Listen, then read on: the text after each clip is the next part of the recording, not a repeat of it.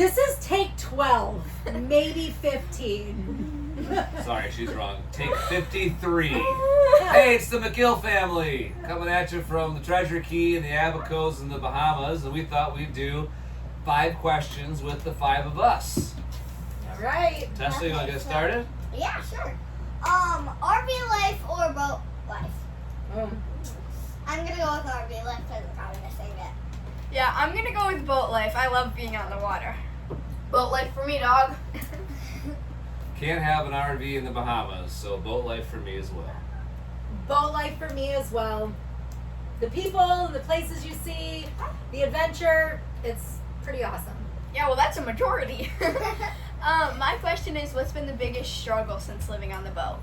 Biggest struggle? Mm-hmm. No, you go first.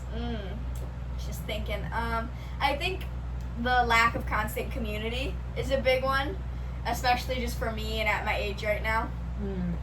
I totally agree with Sienna. Community.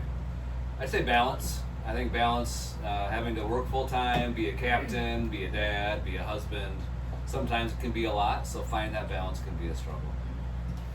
I would say my biggest struggle is routine. You know, during the school week and work week, there's more structure, there's more routine, but if we have to travel on Wednesday afternoon, our routine changes. So just having a consistent routine is difficult. What was the question again? What do you struggle with the most? Yeah. Ooh, probably the waves when we're on anchor. I just Yeah. don't like the rocking back and forth. We've had some rolly anchorages, huh, Tess? Yes. All right. All right. My question is, what do you do to pass time while you're on the boat? Oh. On anchor. On anchor. Or just on the Yeah, boat. just Yeah, Just on boat. Jen. in general. So what do you do, Hannah? I like to fish and play my guitar. I like to keep our systems running. I think it's important that, you know, a lot of things break on boats. I feel blessed that I can fix most of them. So there's always a project list. So I find my time working through that list, keeping us safe and sound. Well, when we're on anchor, and really when we're in a marina as well, I love going for long dinghy rides and exploring the area. I know I live on a boat, and then my favorite pastime is going on another boat, but I would still say dinghy rides. I Yeah. have to agree Yeah. with Mom. Oh, yay! And you're my dinghy driver. Yes, she is. Yeah, mine Oh, mine is reading and playing the piano. Those are definitely some of my 2 favorite things. All right. Definitely like writing a lot. So my question is, what would you recommend to people or family about getting into this lifestyle? You know, what are tips, tricks, any advice you want to give them?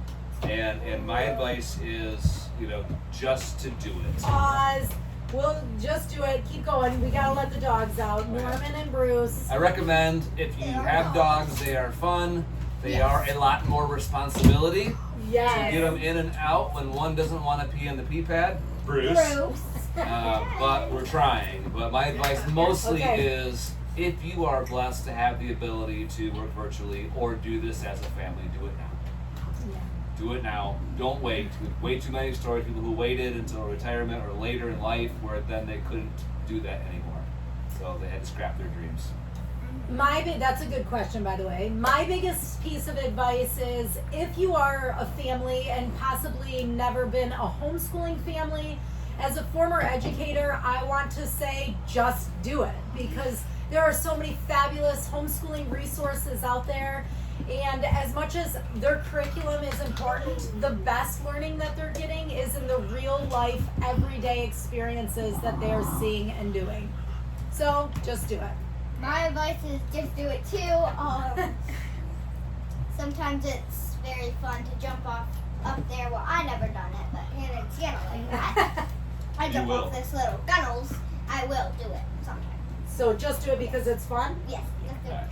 I think just one main important thing to think about is you're never gonna get this time back. Like, Just come back and say these memories are gonna be irreplaceable, and you won't regret it. So yeah, I think just do it, honestly, is the best advice. if you like fishing, this is the trip to choose. Just do it. Mom, your question. After all that, I kind of forgot. But my question was, we left last August, northern Michigan, and what has been your favorite spot or stops along the way? I would say my favorite spot or stop was Marlin Bay. It was the longest we had been stationary in 6 years. We spent 4 months there. Originally, we were only signed up for 2, and then we extended for 3. But anyways, Marlin Bay was my favorite spot because we had consistent routine. There was a lot to do and see, and we enjoyed the snorkeling and the people there. And also, I knew my same grocery store every week was the same. So again, it was consistent. So Marlin Bay. I gotta go with you too. Again. Well, mine is 2 places actually. Chicago. I just loved being in the city, and staying right on Navy Pier was such an amazing experience.